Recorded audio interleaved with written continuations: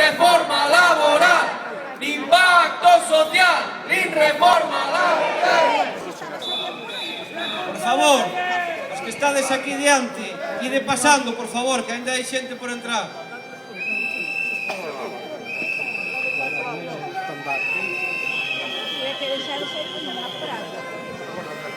Compañeiros, seguid entrando, que este non se ve o remate.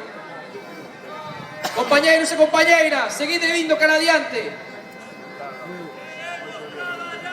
E non emigrar, queremos traballar. E non emigrar, queremos traballar. E non emigrar, queremos traballar. E non emigrar, queremos traballar. E non emigrar. A loita continúa. Coa CIGA na rúa. A loita continúa. Contra o goberno, contra o capital. Fora, fora, fora será. Contra o goberno, contra o capital. Fora, fora. Non faltan cartos, sobran lambos. Sobran lambos.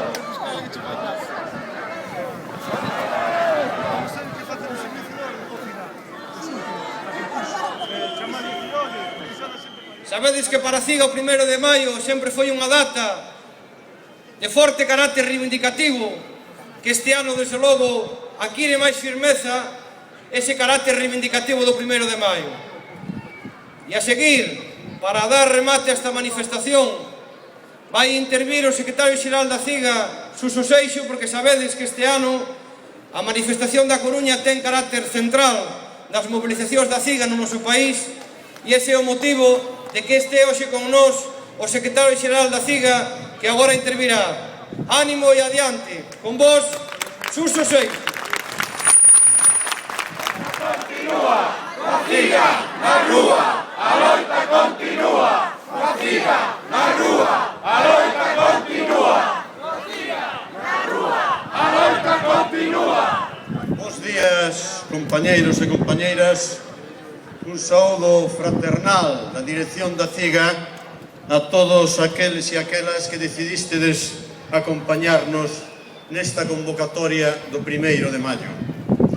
Un ano máis asistimos a un 1º de maio e xa van 4 consecutivos nunha situación de crisis económica e sometidos, neste caso por parte do Partido Popular da dereita española, a unha política continuada de recorte de dereitos, de desmantelamento e privatización de servicios básicos para a poboación como son o ensino e a sanidade, de obrigar os pensionistas e a traballadores en activos a pagar os medicamentos, de intentar facernos que paguemos tamén certas prótesis, de incrementar os impostos á clase traballadora, é dicir, a unha política de desmantelamento de todo un sistema de protección social, de todo un conxunto de relacións laborais de carácter colectivo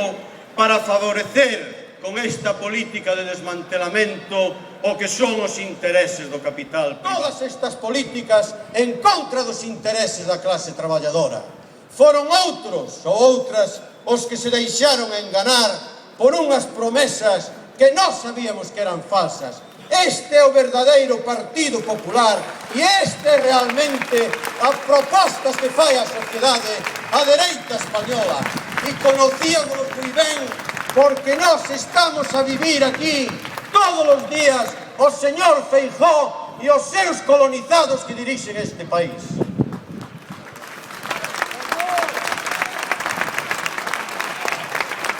Todas estas políticas antisociais e antiobreiras que hoxe veñen da man do Partido Popular, igual que fai uns meses viñan da man do PSOE, son políticas que nos prometen que son as políticas necesarias para sair da crise. Mentira! E se non vexamos cales son as consecuencias destas políticas? Cada vez máis son as número de empresas que pechan. Estamos en niveis de desemprego como nunca hubo, nin no noso país, nin en todo o Estado español. En Galiza, máis do 20% da poboación activa está desempregada.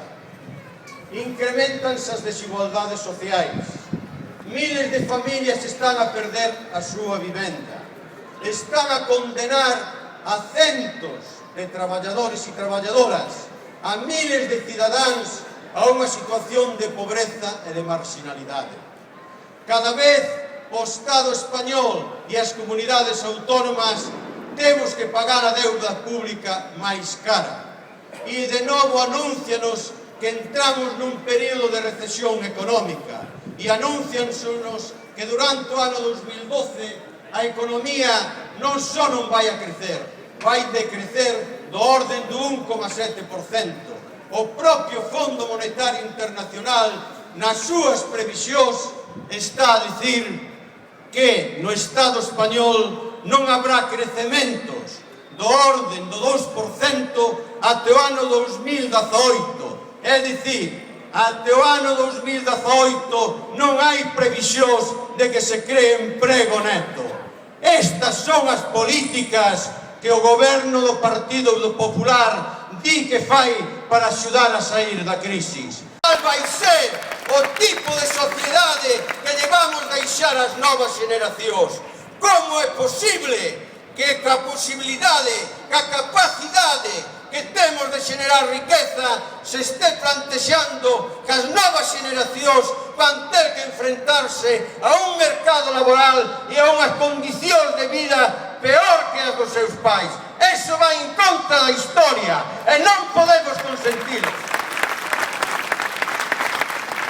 A dereita española quere aproveitar a crisis económica para recentralizar o Estado, para vaciar as comunidades autónomas das poucas competencias que xa teñen.